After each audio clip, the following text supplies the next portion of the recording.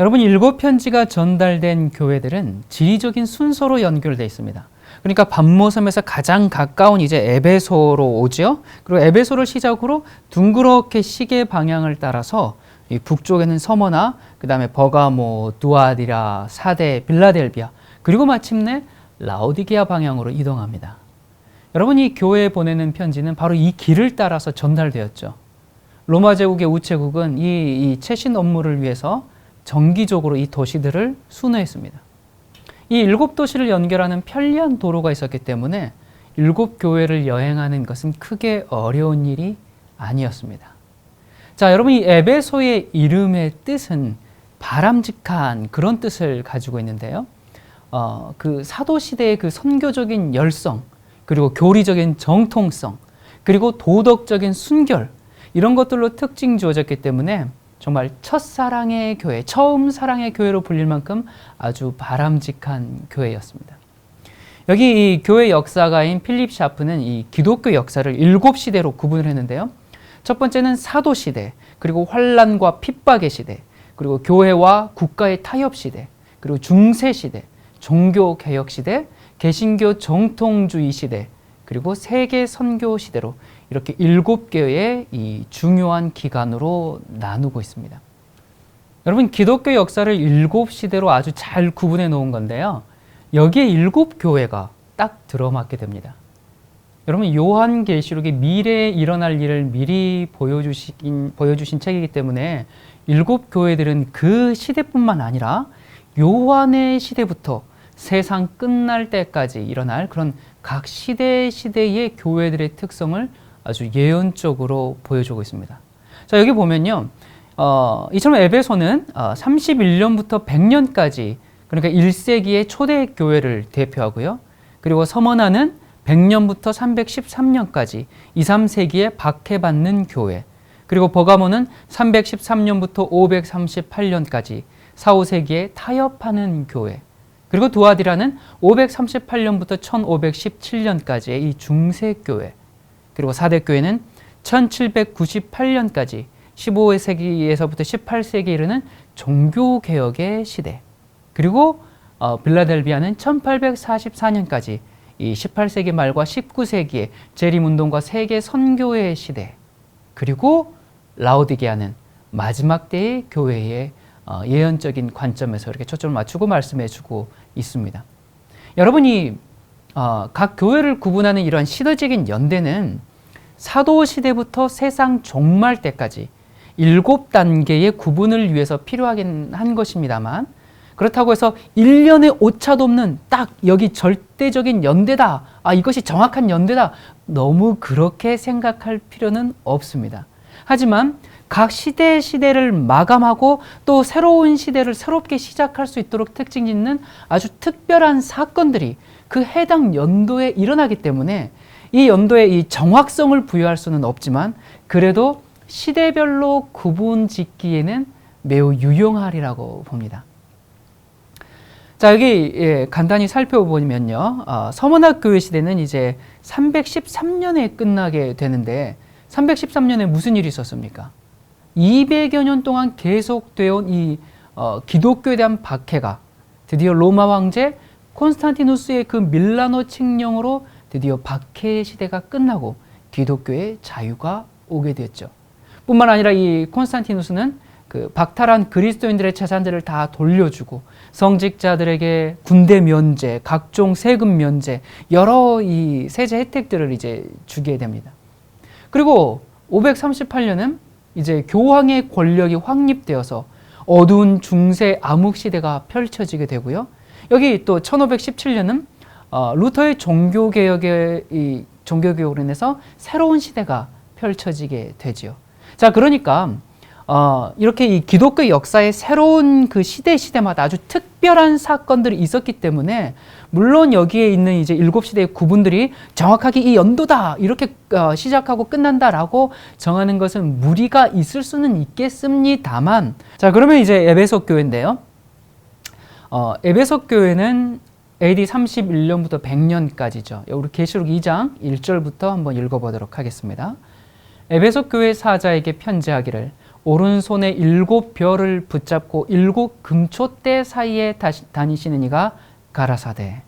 자, 여기 보니까 7별과 7촛대는 7교회를 대표합니다.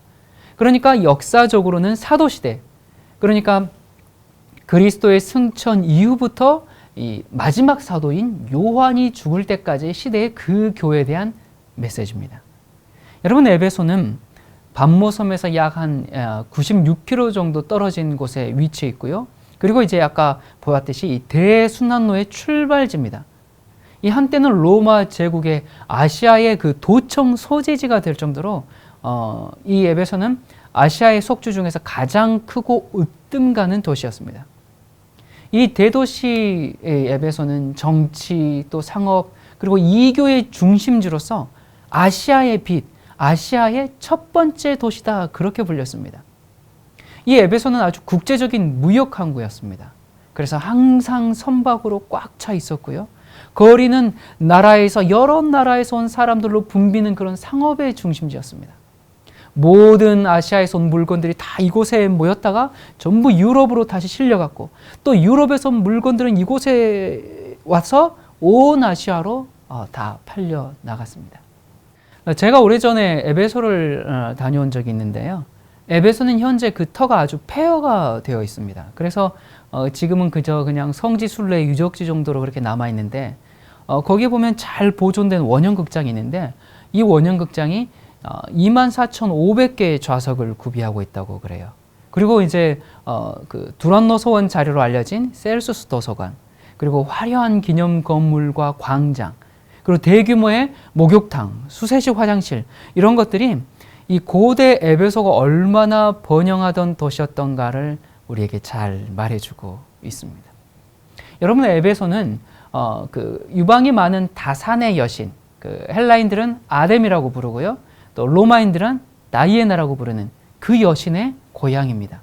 그러니까 아데미 신전은 에베소 시민들의 이 자부심이었어요.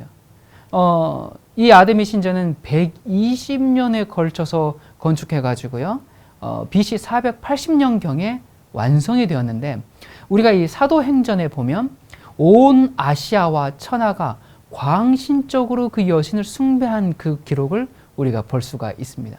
거기 보면 근 세공업자들이 어떻게 합니까? 아데미 여신상을 만들어서 그렇게 막 파는 그런 장사가 아주 크게 성행했었죠. 그래서 바울이 뭐라고 얘기합니까? 여기 보면 사도행전 19장에 보니까 에베소시가 큰 아데미와 제우스에게서 내려온 우상의 신전 기지가 된 줄을 누가 알지 못하겠느냐, 이렇게 이야기할 정도로 에베소 시민들은 아데미 신전에 대단한 자부심을 가지고 있었습니다.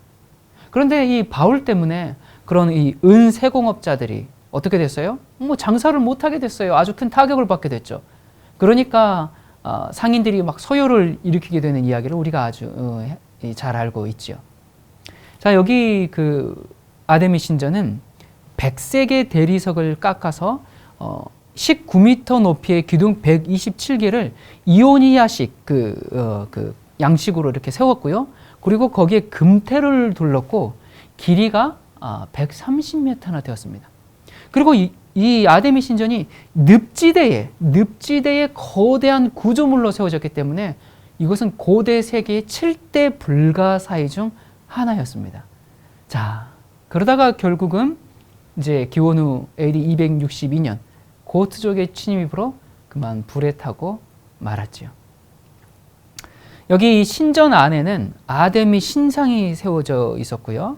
이 신전의 내부 사당은 모든 레반트로부터 온 엄청난 양의 귀중품을 아주 안전하게 보관하는 장소였습니다. 만일 어떤 범죄자가 체포되기 전에 그 신전의 경내에 도달할 수만 있으면 그는 안전했습니다. 그 죄의 면죄의 범위는 이 성전 사방으로 이제 화살을 날려가지고 그 화살을 날린 그 지점까지 다 이제 그 면죄의 특권의 그 범위 안에 들어간 거예요. 그러다 보니까 자연히 이 신전은 그 당시 세계의 최대 범죄자 집합소가 될 수밖에 없었겠죠. 또 사도행전의 기록에 보면 에베소는 미신적인 관습 그리고 마술로 아주 유명했습니다. 여러분 여기서 이 로마 캐톨릭의 마리아 얘기를 좀 안 할 수가 없는데요. 신들의 어머니라고 불린 아데미, 다이애나. 이 다이애나 아데미는 태양신인 아폴로의 누이입니다. 그러니까 로마가 가장 숭배한 주피터의 딸로 경배를 받았는데요. 여러분 AD 431년 에베소에서 열린 종교, 어디요? 에베소에서 열린 종교회의에서 신들의 어머니 그 명칭을 마리아에게 적용시켜서 그때부터 마리아를 신의 어머니라고 추앙하게 되었습니다. 그러니까 아데미 여신의 고향인 에베소에서 아데미 다이아나는 마리아로 이름을 바꿔서 지금까지 숭배를 받고 있는 것입니다. 자, 여러분 이 에베소 교회가 어떻게 세워졌습니까? 이 AD 52년 이제 바울이 두 번째 선교 여행을 하는 중에 고린도에서 누구를 만납니까? 브리스길라와 아굴라를 만나죠. 그들과 함께 이제 예루살렘으로 이제 가는데 가는 길에 잠시 에베소를 방문합니다. 그래서 바로 그때가 복음이 에베소에 전해지는 그런 계기가 되었고요. 그래서 바울이 이 브리스길라와 아굴라를 에베소에 남겨두고 혼자 떠나가고 여기에 남은 이제 브리스길라와 아굴라가 젊은 설교자 아볼로를 이곳에서 얻게 됩니다. 아볼로는 성경에 능통한 아주 탁월한 설교자였죠. 그래서 브리스길라와 아굴라 그리고 아볼로가 열심히 전도해서 그 결과 에베소 교회가 세워지게 되었습니다. 자, 여러분이 사도 바울이 3차 전도 여행 중에 이 AD 57년경에 에베소에 들려서 약 3년간 머물면서 일한 곳이기도 합니다. 자, 여기에서 바울은 그 소아시아 지방으로부터 모여든 사람들에게 복음을 전하면서 그리고 골로새, 라오디게아, 히에라볼리 이런 교회를 세우는데 아주 일조했습니다. 이 선교 사역의 결과 에베소 교회는 예루살렘 그리고 안디옥 그리고 이어서 제3의 기독교 중심 도시가 된 겁니다. 여러분 잘 알다시피 바울이 이제 에베소에 있다가 예루살렘으로 떠나면서 3년이나 밤낮 쉬지 않고 눈물로 각 사람에게 훈계하던 일을 기억하라 라고 하면서 그 눈물로 절규하던 그의 고별 설교 아마 다 기억하실 겁니다. 그리고 마지막 떠날 때 다 크게 울면서 바울의 목을 안고 입을 맞추었던 그 모습을 통해서 이 에베소 교회의 사랑의 마음을 우리가 알 수 있는 겁니다. 바울이 1차 투옥 중에 그러니까 이제 62년경 로마 감옥에서 에베소를 써서 이렇게 이제 그 에베소 교회 편지를 보냈습니다. 그리고 이제 석방된 후에 64년경에 다시 에베소를 방문하고요. 그리고 거기서 믿음으로 낳은 아들 디모데를 그곳에 이제 이 에베소에 남겨두고 사역하도록 그렇게 했죠. 그리고 전승에 의하면 디모데는 이곳에서 첫 감독으로 일하다가 아데미 여신의 그 제일에 순교를 당했다고 합니다. 자, 이 에베소의 악명에도 불구하고요. 헌신적인 성도들 때문에 교회는 빠르게 성장했습니다. 67년 사도 바울이 순교당하고 68년경에 예루살렘에 있었던 그리스도교 본부가 해체돼 버렸습니다. 그래서 이 역사가 이제 이레네우스와 그 유세비우스의 이 전승에 의하면 68년경에 사도 요한이 예수님의 어머니 마리아를 모시고 에베소로 와서 마리아를 봉양했고 디모데를 이어서 에베소 교회의 지도자가 되었습니다. 그러다가 사도 요한이 반모섬으로 유배를 갔다가 그래서 도미티아누스 황제가 죽은 후에 네르바 황제 때 풀려나서 다시 에베소로 돌아와서 트라이아누스 황제 때까지 여생을 보내면서 사랑이 넘친 목회를 한 것이 바로 에베소입니다. 이젠 요한이 나이가 많이 들었죠. 너무나 노쇠해서 이제 신자들이 그를 부축해서 다 이렇게 함께 교회에 오면 사도 요한이 이렇게 젊은 청년들의 부축을 받아 일어나면서 소자들아 우리가 서로 사랑하자. 마지막 임종 전에 사랑의 설교를 하고 잠들었습니다. 자, 여기 이제 그 에베소 교회에 대한 칭찬이 이렇게 나오는데요. 한번 읽어볼까요? 내가 내 행위와 수고와 내 인내를 알고 또 악한 자들을 용납지 아니한 것과 자칭 사도라 하되 아닌 자들을 시험하여 그 거짓된 것을 내가 드러낸 것과 또 내가 참고 내 이름을 위하여 견디고 게으르지 아니한 것을 아노라. 여러분, 믿음에는 실제적인 행위가 있어야 합니다. 행함이 없는 믿음은 죽은 믿음이라고 했습니다. 그리고 사랑에는 거기에 따르는 수고가 있어야 합니다. 그리고 소망에는 인내가 따르기 마련입니다. 여러분, 이 사도시대의 교회에는 너희의 행위와 수고와 인내, 그러니까 믿음과 소망과 사랑이 가득하게 출발했습니다. 에베소 교회는 그리스도의 복음을 받아들인 그 대가로 많은 수고와 노력과 희생을 치러야 했습니다. 그리고 지리적인 그 위치 때문에 어느 교회보다도 온갖 말썽꾼들, 거짓 교사들, 이런 사람들이 많아서 어려움을 참 많이 겪었습니다. 그 중에 이 니골라당이 등장하는데요. 이 니골라당이라는 건 또 뭐고 그들의 행위는 뭔가? 여기 2장 6절에 보니까 오직 내게 이것이 있으니 내가 니골라당의 행위를 미워하는도다. 나도 이것을 미워하노라 라고 이야기했습니다. 자, 여기 니골라당의 정체는 누구며 도대체 무엇인가?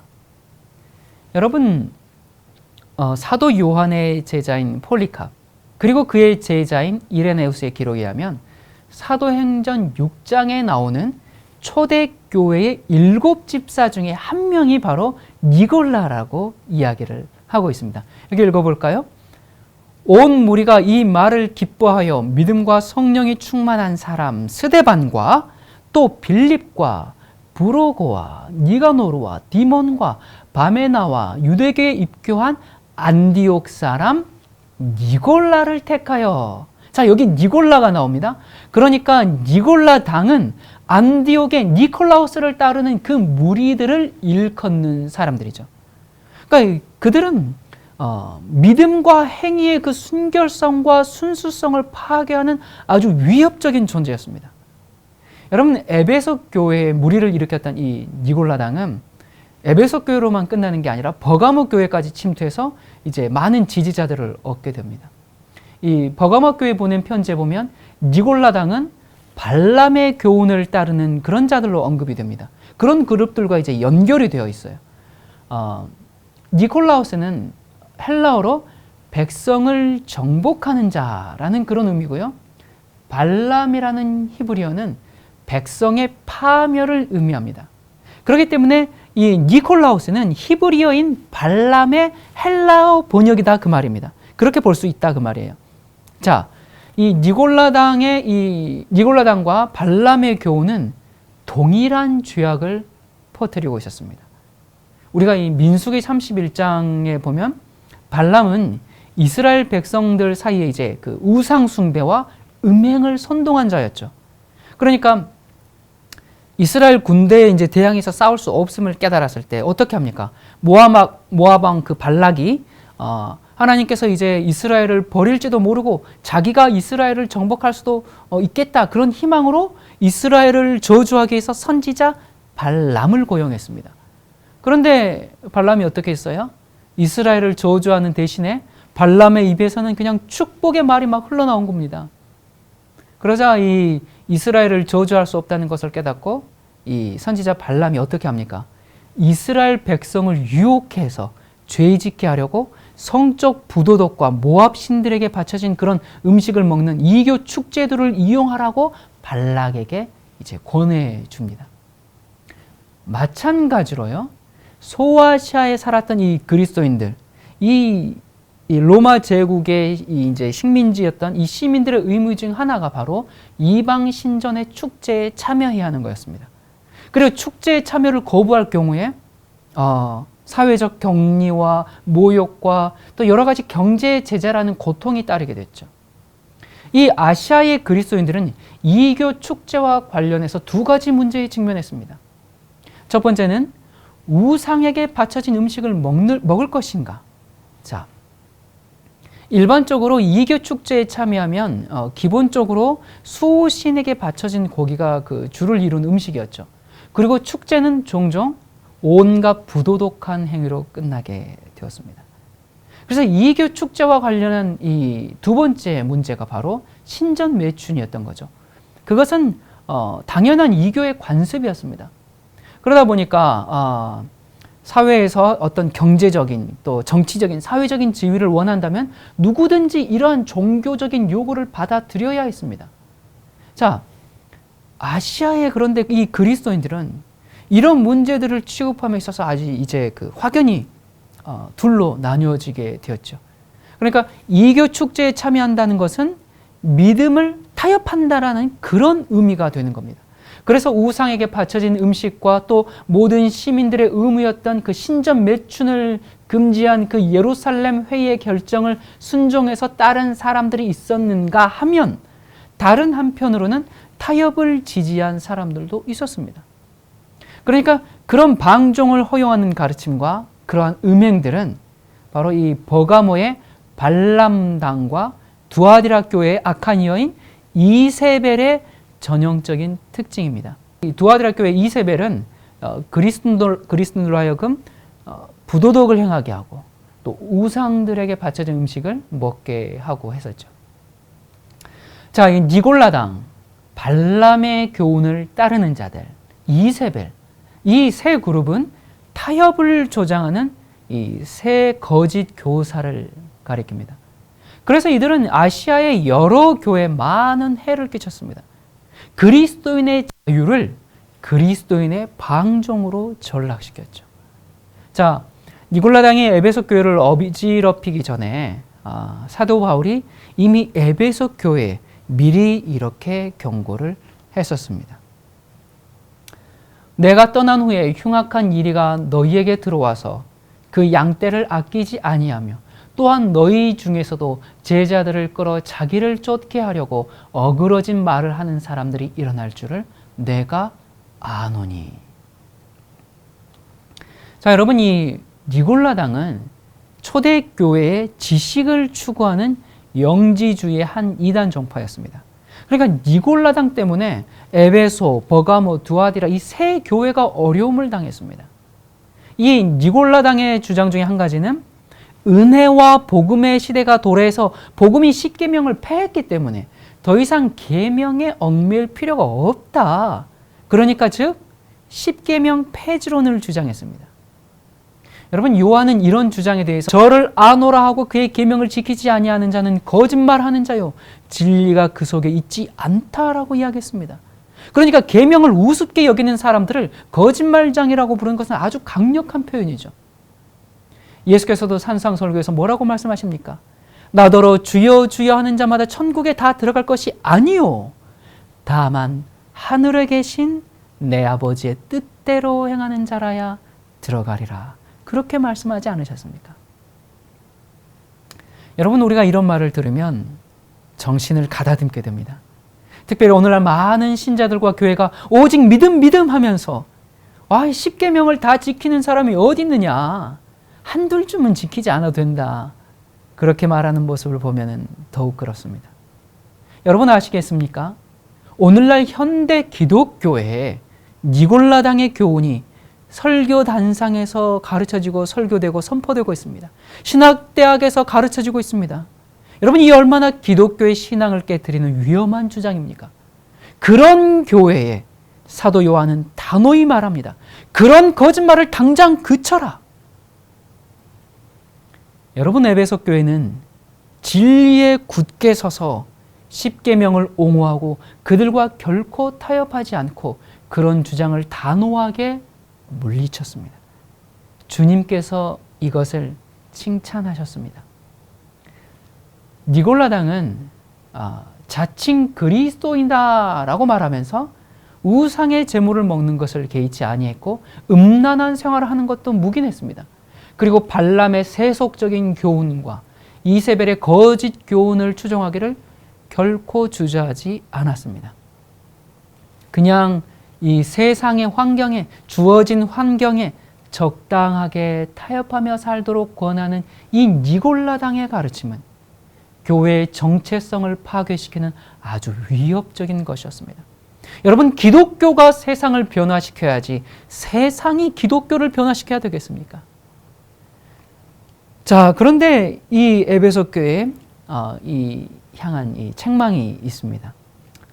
그 책망은 너의 처음 사랑을 버렸느니라 라고 말씀합니다. 여러분, 에베소 교회는 사도 바울의 권면을 아주 귀담아 들었습니다. 거짓 교사들을 단호히 처리했습니다. 그래서 믿음과 행위를 잘 보존했습니다. 그래서 하나님을 순수하게 사랑하고 헌신했고 그 주위에 그 아시아의 7 교회들을 세우고 어머니 교회가 되었습니다. 하지만 열정적이고 인내심이 있고 교리적으로 아주 건전했던 이 에베소 교회에 뭔가 잘못된 것이 있었는데 그것은 바로 사랑이 식은 것이었습니다. 여러분, 에베소 교회가 처음 생길 그 AD 62년만 하더라도요, 교회는 믿음과 소망과 사랑이 넘쳐 흘렀습니다. 그러나 요한이 반모섬에서 계시록을 쓸 무렵인 96년경에는 상황이 많이 달라져 있었습니다. 교회가 생긴 후에 40여 년이 지나면서 복음을 처음 받아들였던 그 신자들이 지녔던 그 감격과 기쁨이 서서히 떠나가고 세대가 바뀌면서 무화적인 봉사와 그 희생정신은 식어갔습니다. 젊은이들은 이제 자주 반복되는 그 진리들의 실증을 내게 됐습니다. 좀 뭔가 새롭고 놀라운 것을 갈망하게 됐어요. 그래서 마음을 즐겁게 해주는 좀 새로운 교리들을 소개하고자 많은 사람들이 애썼습니다. 무르익은 사랑 대신에 냉랭한 형식주의가 스며들었고 선교 정신 대신에 논쟁의 정신이 교회 안에 팽배하게 되었습니다. 여러분, 에베소 교회가 어떤 교회였습니까? 이 바울과 관련한 기록을 보면요, 에베소 1장 15절에 이를 인하여 주 예수 안에서 너희 믿음과 모든 성도를 향한 사랑을 나도 듣고 라고 했고요. 또 사도행전 20장에 보면 다 크게 울며 바울의 목을 안고 입을 맞추고 다시 그 얼굴을 보지 못하리라 한 말을 인하여 더욱 근심하고 배까지 그를 전송하니라. 여러분, 성도를 향한 사랑이 소문이 날 정도로 아주 뜨거운 교회였습니다. 그런데 열정은 사라졌고 신자들은 하나님에 대한 사랑과 또 서로 간의 사랑을 잃어버리기 시작했습니다. 세월이 흐르면서 이 화려한 세속적인 상업 도시에 세워진 이 교회는 그 처음 사랑과 열성을 잃어버렸습니다. 여러분, 우리들도 세월이 흐를수록 처음 하나님을 믿을 때 그 순수함과 열성을 잊어버리고 사랑이 식을 수가 있습니다. 그런데 그렇게 되면 타성에 젖어서 그런 신앙은 어떻게 됩니까? 사랑을 잃어버린 신앙은 힘이 없고 생기가 없는 그런 신앙이 되고 말죠. 비록 교리에 아주 충실하고 날카롭게 이단을 가려낼 수 있다고 할지라도 사랑을 잃어버린 신앙은 죽어가는 신앙 아니겠습니까? 첫사랑의 교회, 이 에베소 시대에 핍박과 고난으로 많은 순교자들이 나왔지만 그들의 사랑은 식을 줄 몰랐습니다. 그러나 사도들이 하나 둘씩 그들을 떠나고 그리고 정말 속히 오실 거라는 그 예수님의 재림도 기대한 것과는 달리 속히 오시지 않고 그러다 보니까 교회 여기저기에서 이단들이 고개를 들기 시작합니다. 교회는 급속도로 냉각됐고 타협과 무관심에 빠지고 율법적이고 사랑이 없는 종교가 되어버렸습니다. 에베소 신자들은 거짓 가르침을 용납하지 않았다라고 칭찬받았습니다.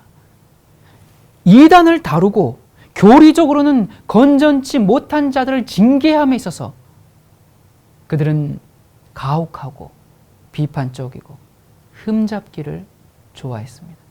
그러니까 교리적으로는 순수함은 유지했지만 그 거짓 가르침을 조사하고 논쟁하는 과정에서 형제를 의심하고 동료 신자들의 정통성을 점검하느라 이 교회는 사랑이라는 그 복음의 특성을 팽개치고 정통주의, 율법주의가 되어버리고 만 것입니다. 네, 맞습니다. 건전한 교리의 중요성은 부인할 수가 없지요. 그러나 아무리 좋은 것이라 할지라도 사랑이 없으면 무가치한 것입니다.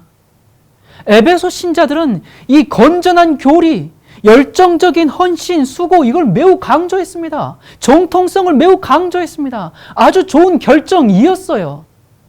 그러나 에베소 교회를 특징지었던, 처음 교회를 특징지었던 그리스도와 동료 신자들에 대한 진실하고 열정적인 사랑에서 멀어져 갔습니다.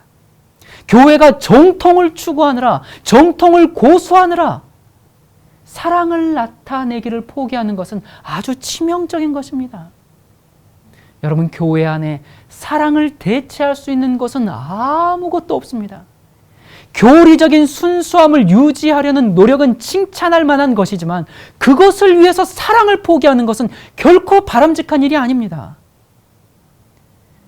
여러분, 이 그리스도인 공동체의 특징은 사랑이 되어야 하고 교리의 순수성을 보존하면서 사랑이 넘치는 방법을 강구했어야 합니다. 이 점에 있어서 그리스도께서 처음 사랑을 버렸다고 책망하신 것입니다. 이 심각성에 대해서 찰스 스펀전 목사님은 이렇게 생생하게 설교를 했습니다.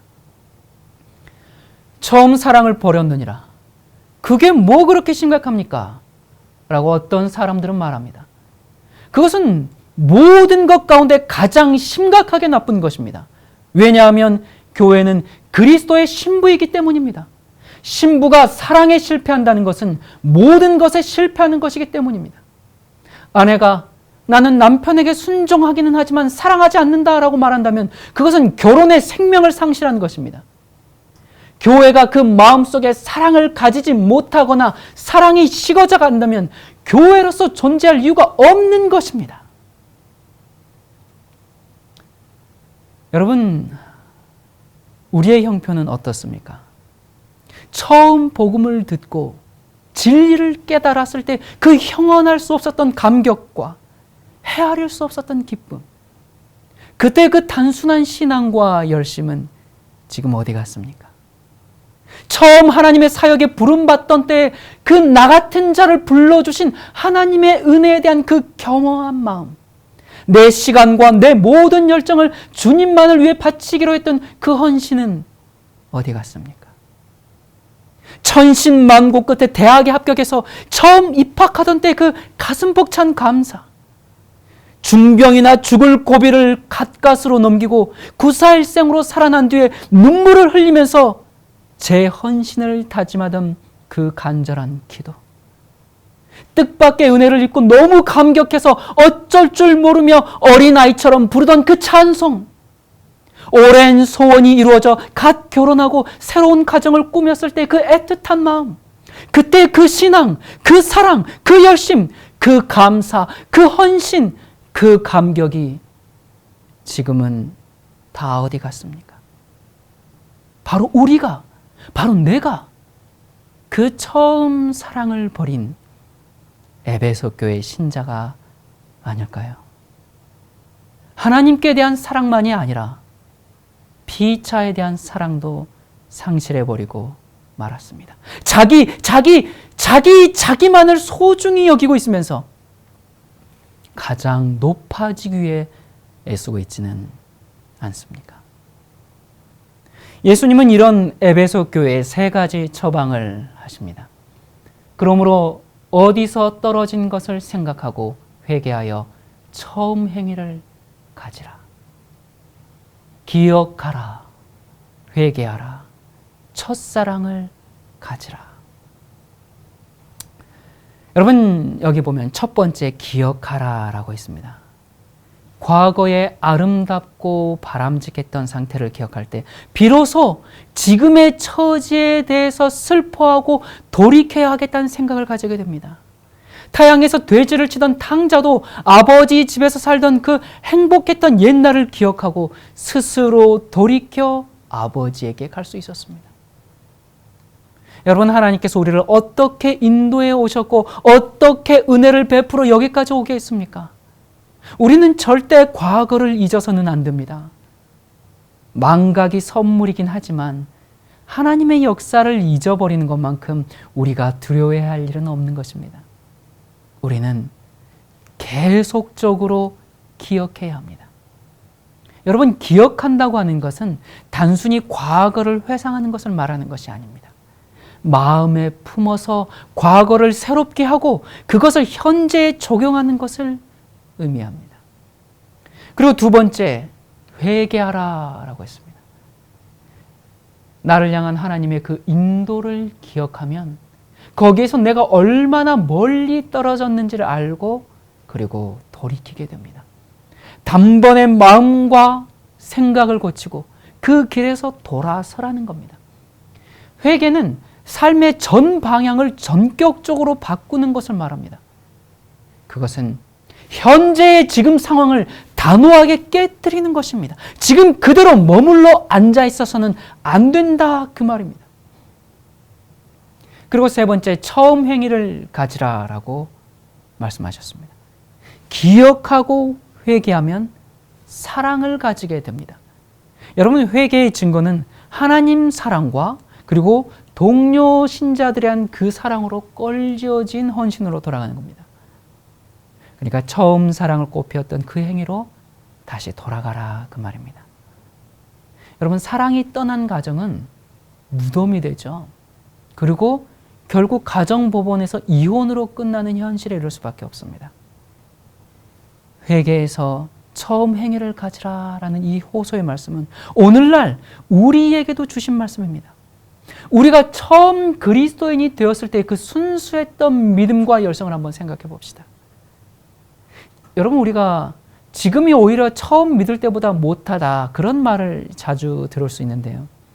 이것은 참 큰 문제입니다. 우리가 어디서 떨어졌는가를 깊이 생각해 보아야 합니다.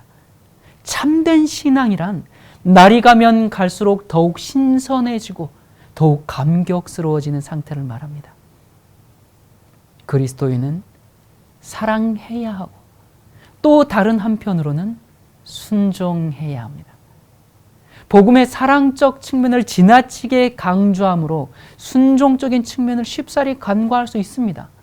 또 반대로 그리스도인으로서 해야 할 의무와 건전한 교리의 그 보존에 초점을 맞춤으로 종종 이단을 폭로하고 그것을 대항해서 싸우면서 그리스도인은 너무나 자주 피차에 대한 사랑을 잃어버리고 율법주의에 빠져버리게 됩니다. 여러분, 우리가 그리스도의 초점을 맞추지 않고 의무를 강조하고 교리를 옹호하는 것은 무용합니다. 복음에 기초되지 않은 종교는 아무런 가치가 없습니다. 그것은 생명이 없는 죽은 종교입니다. 참 종교는 그리스도 중심의 종교인데 한쪽으로는 그리스도에 대한 사랑으로 또 다른 한쪽으로는 피체에 대한 사랑으로 특징지어진 수직적이고 수평적인 관계에 기초되어 있는 겁니다. 여러분, 우리는 여기서 이 종교개혁의 후발주자였던 아른트와 슈페너가 처음 사랑을 잃어버린 이 교회를 살리기 위해서 어떤 노력을 했는지 잠깐 살펴보도록 하십시다. 여러분, 에베소 교회와 같은 시대가 기독교 역사 중에 있었습니다. 처음 종교개혁을 일으켰을 때 이 사람들은 정말 첫사랑에 뜨거웠습니다. 배불렀습니다. 당시에 니골라당인 로만 캐톨릭에 대해서 개혁을 부르짖고 또 교회를 수호하기 위해서 많은 이들이 순교했습니다. 그런데 그 종교개혁이 그만 기나긴 교리 논쟁으로 에베소 교회와 같은 상태로 치닫고 말았습니다. 이 루터의 종교개혁의 시발점은 이 캐톨릭이 성경을 잘못 해석해서 사람의 선행이 구원을 이룰 수 있다는 그런 교리를 기반으로 오늘날 그 베드로 성당을 건축하는 그 자금을 마련하기 위해서 면죄부라는 것을 팔았죠. 면죄부를 사는 게 선행으로 간주됐고 그것을 사면 건축원금을 내면 그 선행으로 인정을 받아서 천국을 갈 수 있다. 그런 논리를 펼쳤습니다. 여러분 지금 우리가 볼 때 정말 말도 안 되는 것이지만 그렇게 해서 지금 바티칸에 있는 베드로 성당이 완성된 겁니다. 그러니까 참 죄송한 말씀입니다만 이 베드로 성당은 사람들을 속여서 민중의 돈을 빨아먹고 만들어진 건축물입니다. 이것을 루터가 도저히 참을 수가 없어서 개혁의 포문을 열게 된 결정적인 계기가 되었습니다. 자, 그 이후에 20년이 지나고 30년이 지나고 이제 루터의 제자들이 루터의 신학을 정리하는데 온갖 관심은 루터의 신학을 어떻게 체계화할 것인가, 어떻게 학문적인 가치와 교리적인 정당성을 세울 수 있을까, 여기에만 몰두하게 됩니다. 물론 캐톨릭과 분리된 개신교의 그 정체성을 확립하기 위해서 신학적인 연구가 필요하죠. 하지만 교회에 와서도 설교가 아닌 이 신학적인 연구가 중심이 되어가지고, 그러니까 설교가 앉아있는 회중과 교감하는 것이 아니고 학문적인 연구에 관심이 있다 보니까 이게 설교인지 아니면 학술 논문 발표인지 구분이 안 되는 지경에 이르렀습니다. 그래서 설교자들은 내 설교가 얼마나 더 학문적으로 뛰어난 것인지를 보여줄 수 있을까? 내가 얼마나 똑똑한 사람인지를 알릴 수 있을까? 그런 생각에만 관심이 있어요. 누군가는 학문적인 연구를 해야죠. 또 교리적인 정통성을 확립해야죠. 그게 잘못된 것은 아닙니다. 그런데 문제는 루터가 종교개혁을 하고 난 이후에 그때부터 캐톨릭과 개신교회는 100년 전쟁 시대로 들어갑니다. 여러분 이 전쟁은 그냥 학술적이고 신학적인 담론이 아니라 칼을 들고 죽이는 실제 전쟁입니다. 이렇게 100년 전쟁을 마친 후에 루터 종교개혁 100주년 행사가 마치자마자 1618년 이때부터 1648년까지 독일에서 또 개신교와 캐톨릭의 30년 종교전쟁 시대로 들어갑니다. 처음에는 이 개신교를 지지하는 영주들과 카톨릭을 지지하는 그 영주들의 전쟁이었어요. 그러다가 이 캐톨릭을 지지하는 왕과 귀족들 간의 전쟁이 되었는데요. 캐톨릭이 우세하게 되니까 독일 영토를 차지하고 싶었던 프로테스탄트 개신교인 덴마크 왕 이 크리스티안 4세가 영국과 네덜란드로부터 이제 군자금을 얻어서 종교를 이유로 독일을 침입해서 전쟁하게 됩니다. 그런데 이제 이 네덜란드 왕이 지게 됐습니다. 그래서 그 다음에는 이 스웨덴 왕 구스타프 2세가 개신교를 옹호하면서 프랑스의 후원을 받아서 다시 독일에 침입했습니다. 자, 스웨덴이 밀려나가니까 또다시 이제 프랑스가 전면에 나서서 연합 침공을 하게 되고요. 그렇게 30년 그렇게 전쟁을 했는데 계속 사람만 죽어나가지 서로 간에 아무 소득이 없게 되는 겁니다. 그래서 아이고 안 되겠다, 우리 그만 싸우자 하면서 전쟁을 그치게 됩니다. 자, 그러니까 1517년 루터의 종교개혁 이후에 130년 동안 유럽은 종교 문쟁 때문에 전쟁을 하게 된 것이죠. 130년 동안 군대 징집을 했습니다. 130년 동안 전쟁을 했어요. 당연히 남자들이 감수하고 살아남은 사람들도 장애를 입고. 여러분 전쟁을 130년 그렇게 하면 어떻게 되겠습니까? 여러분 한국이 1950년에 한국전쟁을 몇 년 했습니까? 3년 했습니다. 3년 후에 한국 땅이 어떻게 됐습니까? 국토는 황폐화되고 고아와 과부가 거리마다 넘쳐났죠. 그런데 30년 전쟁을 어디서 했어요? 이 독일 바닥에서 30년 전쟁을 한 겁니다.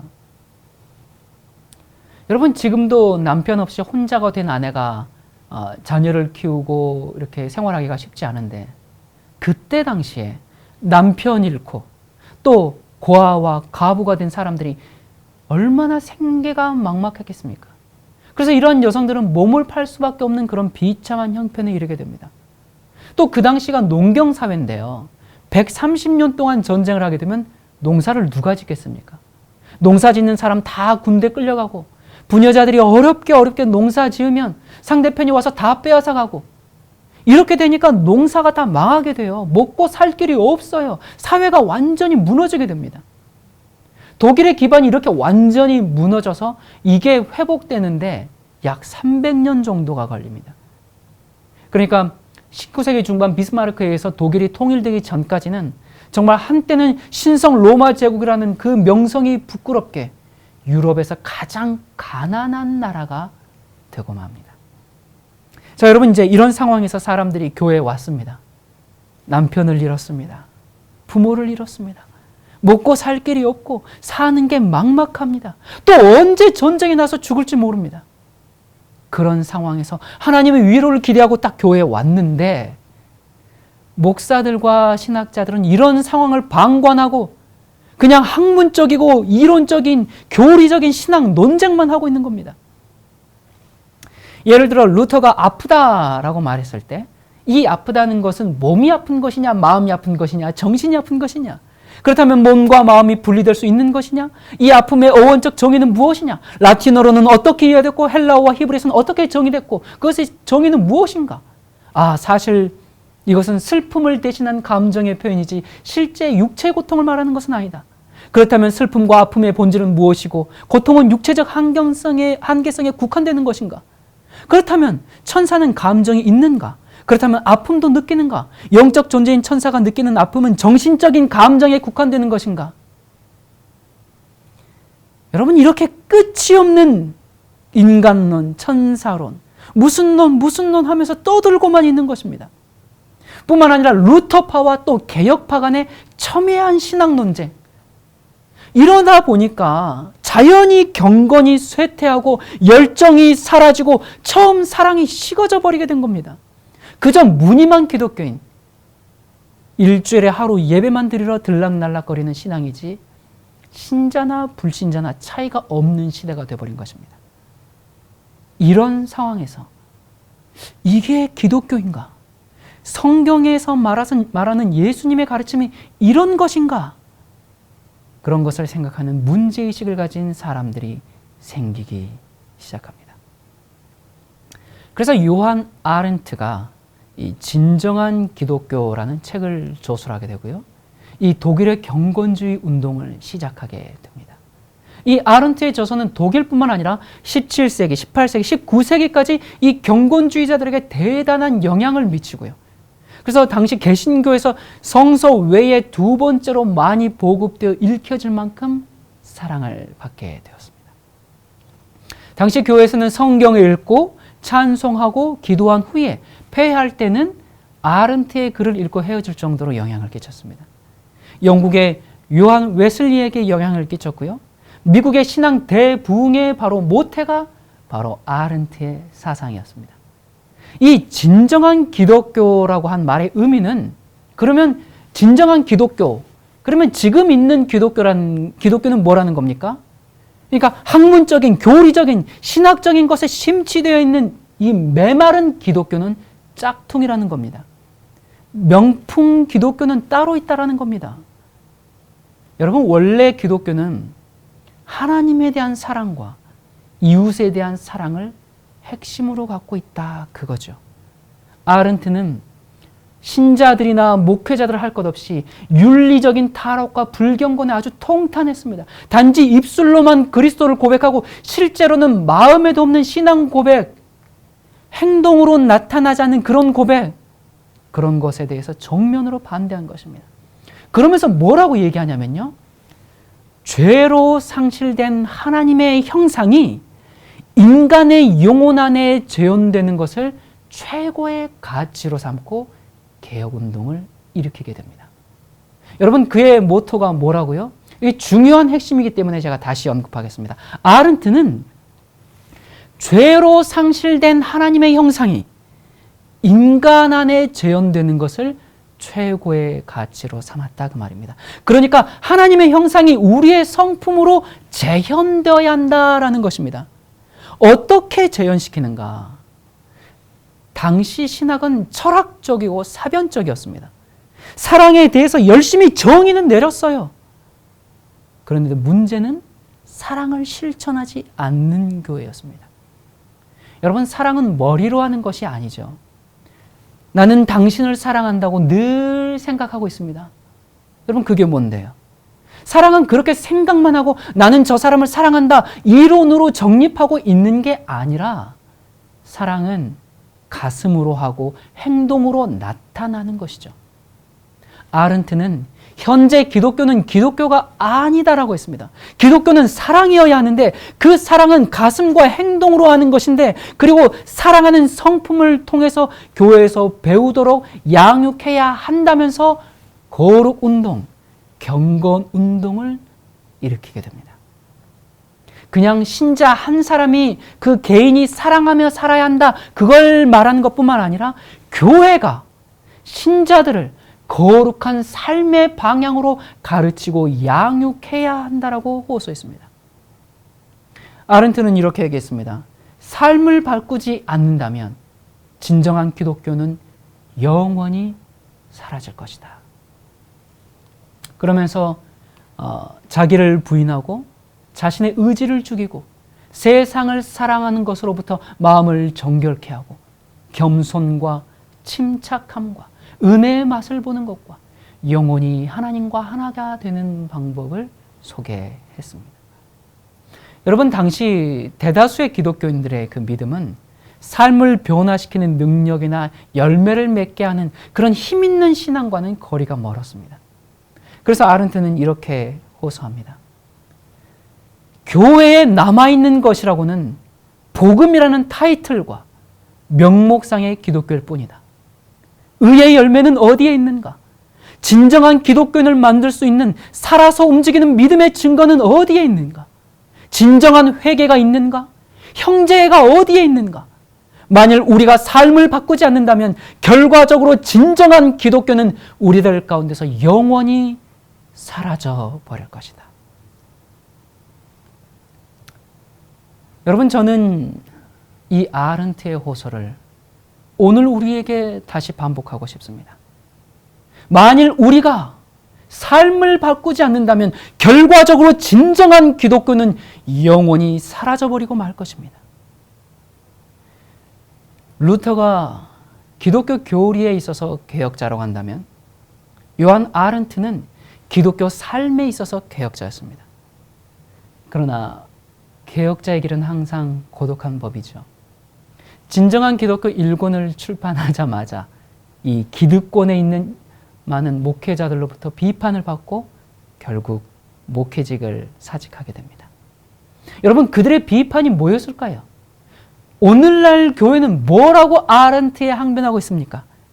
아니, 오직 믿음으로만 의롭게 되지 않느냐? 그것이 종교개혁의 모티브 아니냐? 왜 행함을 강조해서 구원의 확신을 떨어뜨리느냐? 그것은 율법주의다. 오늘날 이런 외침을 우리는 똑같이 듣고 있지 않습니까?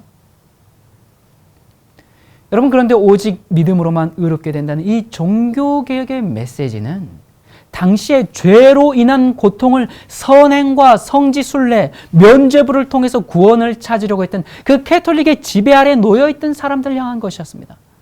그때 성화에 대해서 이야기하면 천주교의 선행과 개신교의 성화를 구분할 수가 없기 때문에 일단은 의롭게 해주시는 칭의의 가르침이 회복되어야 하는 시대였습니다. 아른트는 로만 캐톨릭의 선행에 대해서 구원을 얻으려는 그런 가르침에 대해서 분명히 반대했습니다. 그러나 오직 믿음으로 의롭게 된 자들, 칭의를 받은 자들은 새로운 삶, 거듭난 삶인 성화로 옮겨가야 한다고 주장했습니다. 칭의 다음에 성화의 과정이 필요하다고 했습니다. 하나님의 은혜로 구원받은 자들은 그 구원의 기쁨 속에서 말씀을 내 삶에 적용해서 나와 이웃의 삶을 풍성하게 해야 할 책임과 의무가 있다고 했습니다. 우리는 작은 예수로서 살아계신 하나님의 성전으로서 그 역할을 감당해야 하는 것입니다. 여러분, 예수님을 닮아간다는 것은 의무가 아니라 또 하나의 권리입니다. 여러분, 권리가 뭡니까? 제가 이 의무와 권리를 사전을 한번 찾아봤어요. 의무는 사람으로서 마땅히 해야 하는 일이라고 되어 있고요. 권리는 어떤 일을 하거나 누릴 수 있는 힘이나 자격이라고 했습니다. 그러니까 믿음으로 의롭다 칭함을 받은 사람들은 이제 거룩한 삶을 누릴 수 있는 권리가 주어진다 그 말입니다. 예수께서 우리를 의롭다 칭해 주신 것처럼 성령께서 거룩한 삶 가운데서 살 수 있도록 우리를 이끌어 주시는 것이 성화입니다. 여러분, 오늘날 큰 문제는요, 루터가 종교개혁 초기에 저술한 글들 때문에 믿음 위에는 아무것도 요구하지 않는다고 아이들조차 그렇게 배우고 있습니다. 이것은 루터의 가르침이 아니라 루터의 가르침을 오해한 것이죠. 그래서 거기에서 끝나버리고 말았습니다. 하지만 교회는 여전히 개혁되어야 했고 신학은 여전히 진리의 광맥을 캐야 했습니다. 그래서 아른트는 거룩 운동을 일으키게 됩니다.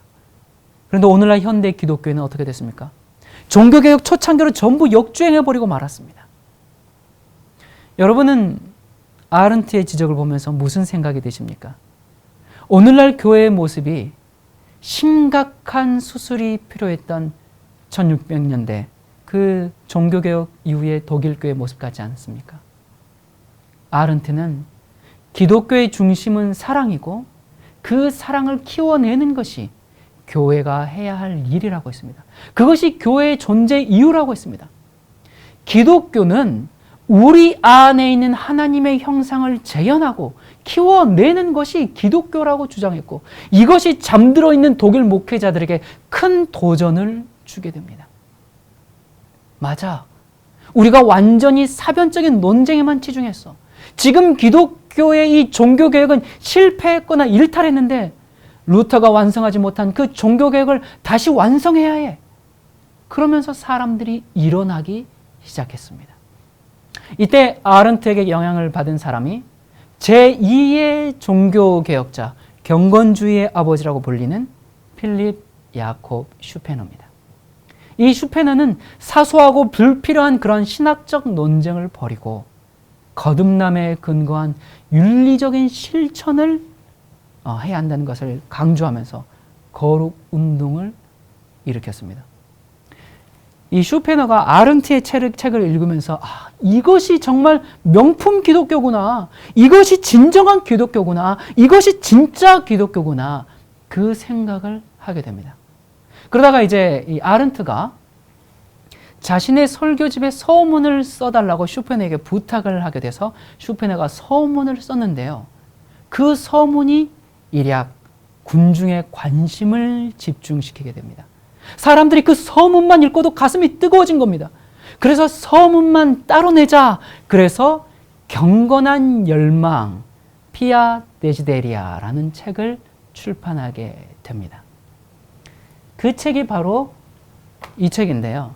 이 책이 바로 루터의 그 95개조 반박문만큼 유럽 사회에서 큰 충격을 가져오게 됩니다. 이 책에서 슈페너는 독일 교회의 문제점을 아주 냉철하게 지적해냅니다. 지금 교회가 망하고 있는데 망하고 있는 이유는 신자들의 거룩함이 사라지고 온통 교리와 신학적 논쟁에 모든 교회가 빠져 있다는 겁니다. 그러다 보니 삶을 잃어버리고 경건도 잃어버리고 영성도 잃어버린 것이다 라고 그렇게 문제점을 지적하고 있습니다. 그렇게 문제를 지적한 다음에 그렇다면 어떻게 이 문제를 극복할 것인가? 그래서 이 문제를 해결하기 위해서 6가지의 대안을 제시하게 됩니다. 여러분, 이 대안이 우리에게도 필요한 제시라고 생각합니다. 자, 그 중에 4가지만 요약하면 이렇습니다. 첫 번째, 성경을 더 많이 읽어야 한다. 여러분, 어쩌면 너무 당연한 건데요. 그렇다면 하나 질문해 볼까요? 여러분은 성경을 얼마나 읽으십니까? 루터가 한 일 중에 제일 중요한 게 뭐였습니까? 독일어로 성경을 번역해 줬습니다. 여러분, 성경을 가지고만 있어도 죽이는 그 시대에 그것을 번역해서 보급했습니다. 그렇게 목숨을 걸고 민중에게 돌려줬는데 아무도 안 읽어요. 그러면 종교개혁을 한 이유가 없어져 버린 거예요. 루터는 성경을 읽고 교회를 개혁했는데 그 개혁의 정신이 계속 이어지려면 성경을 읽고 개혁을 완성해야 하는데 루터 초상화만 보고 앉아 있는 거예요. 그러면서 루터가 준 성경은 아무도 안 읽어요. 그러다 보니 다시 중세 캐톨릭의 스콜라 철학처럼 사변적인 신학으로 가버린 것입니다. 그래서 성경을 읽으라는 것입니다.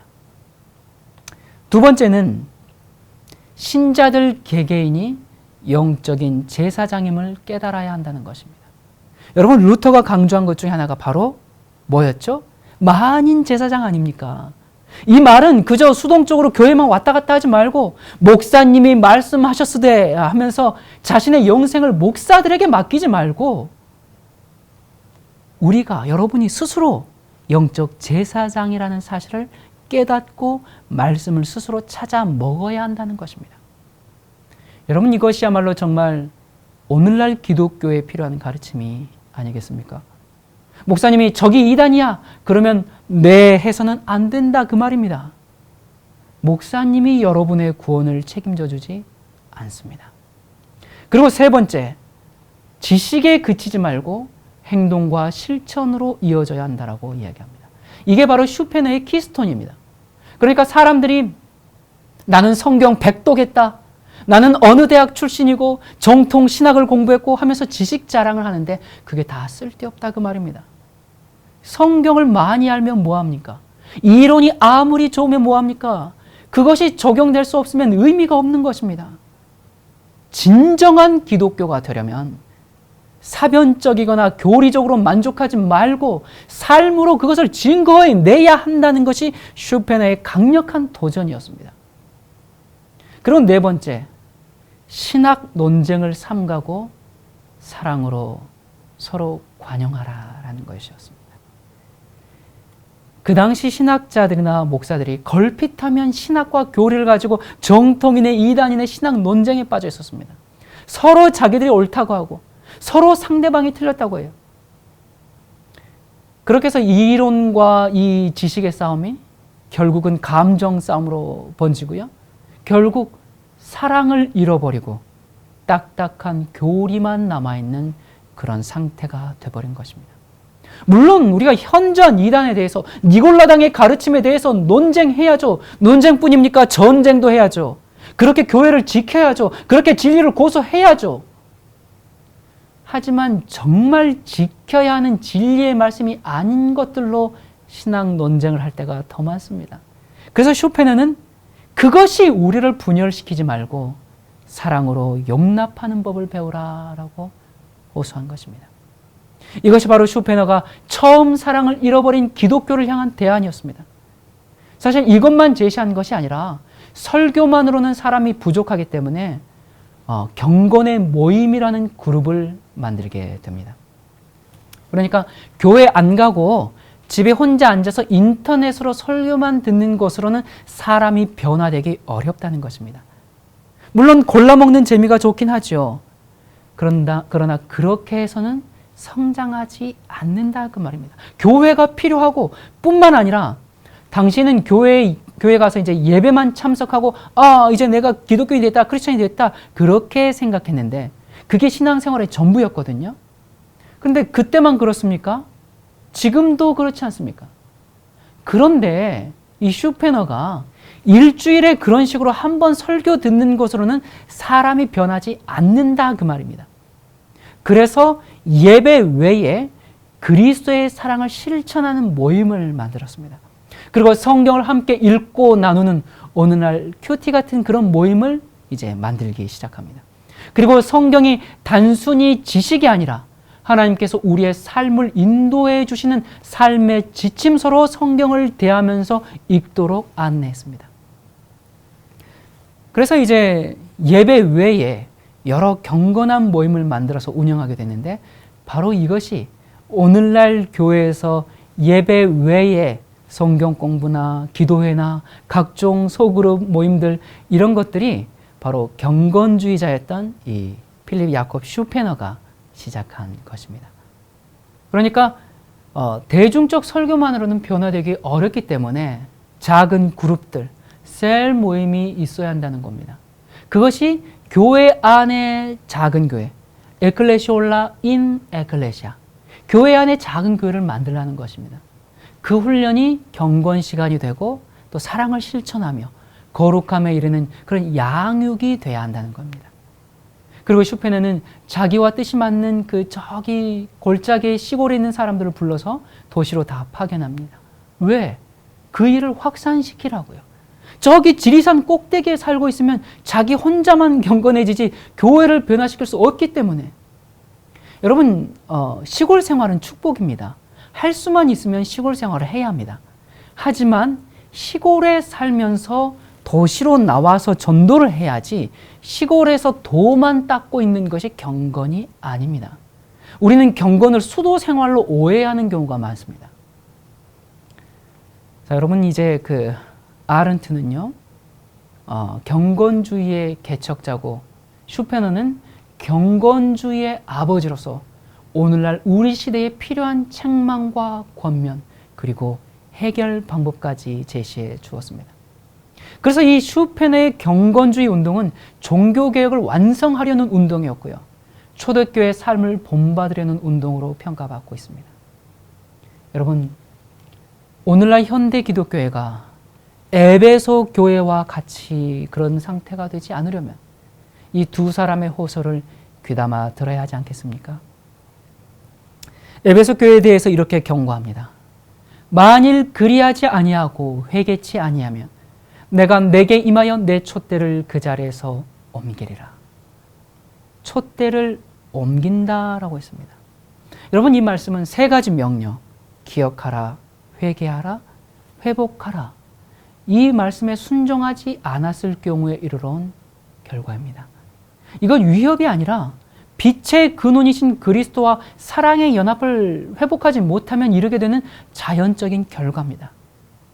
예수님은 지금 촛대 사이를 거니시는 분, 그러니까 교회를 돌보시는 분으로 묘사되어 있습니다. 따라서 여기서 촛대는 세상에 하나님의 빛을 전하는 교회의 역할을 상징합니다. 그런데 촛대를 옮기는 것은 교회가 그리스도의 증인으로서 더 이상 교회의 역할을 하지 못하게 되는 것을 말합니다. 교회가 교회로서 존재하기를 그치는 것입니다.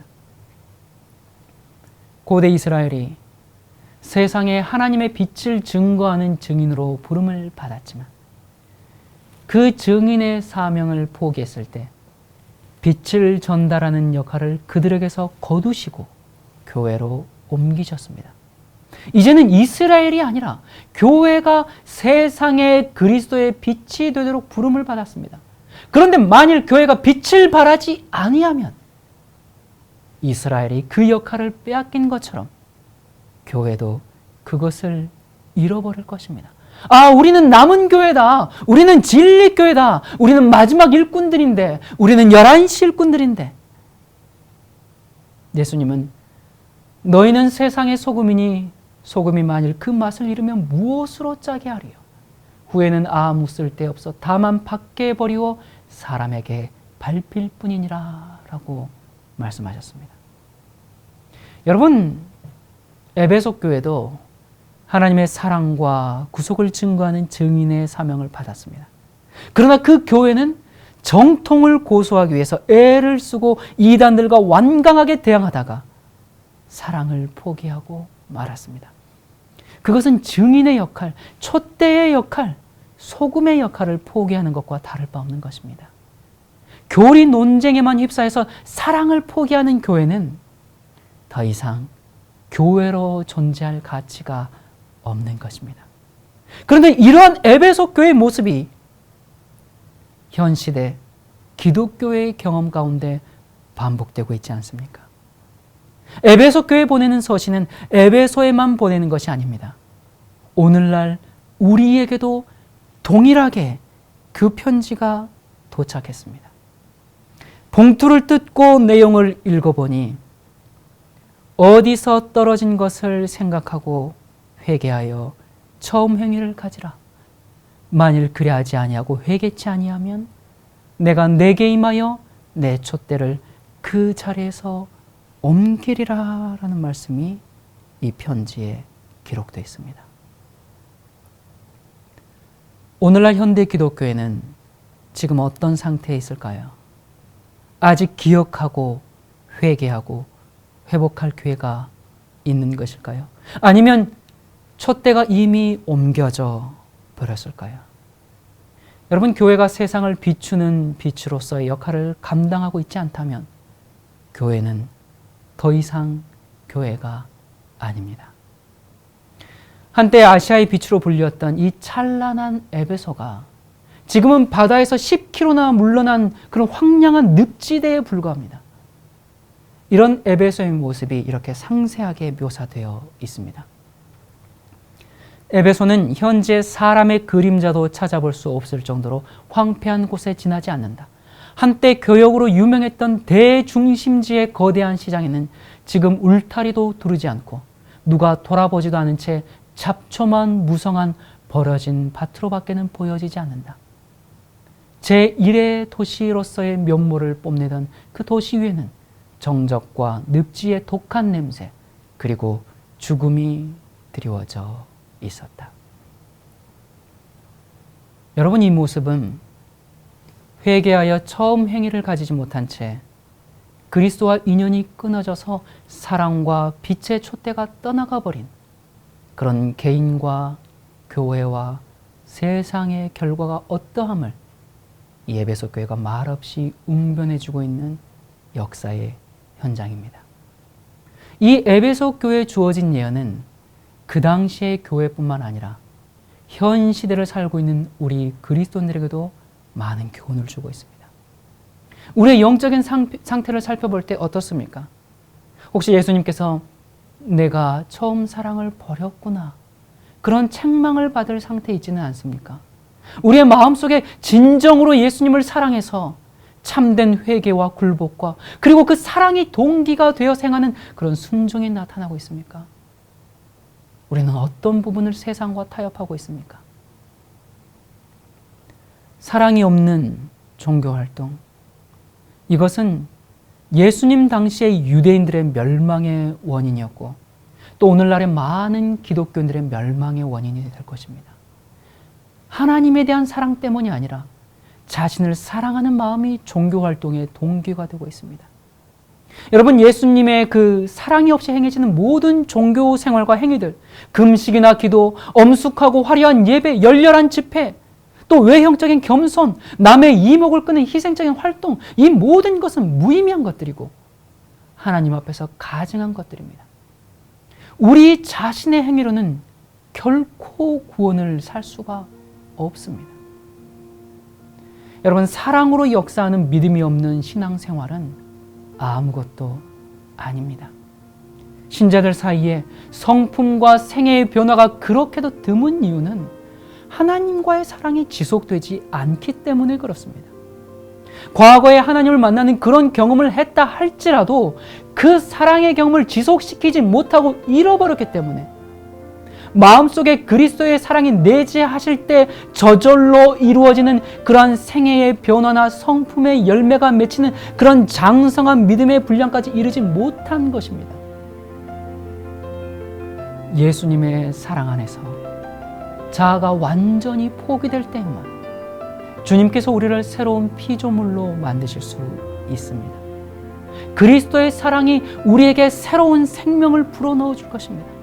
하나님을 사랑하고 우리의 믿음의 주에 온전케 하시는 이를 바라보는 사람에게서 그리스도의 성품이 나타날 것입니다. 여기 두 말씀 보고 마치도록 하겠습니다. 너희가 서로 사랑하면 비로소 모든 사람이 너희가 내 제자인 줄 알리라. 이같이 너희 빛을 사람 앞에 비추게 하여 저희로 너희 착한 행실을 보고 하늘에 계신 너희 아버지께 영광을 돌리게 하라. 기도하겠습니다. 은혜로우신 하나님 아버지, 에베소를 향한 하나님의 안타까운 호소가 오늘 우리 귓가에 다시 들려 퍼지고 있습니다.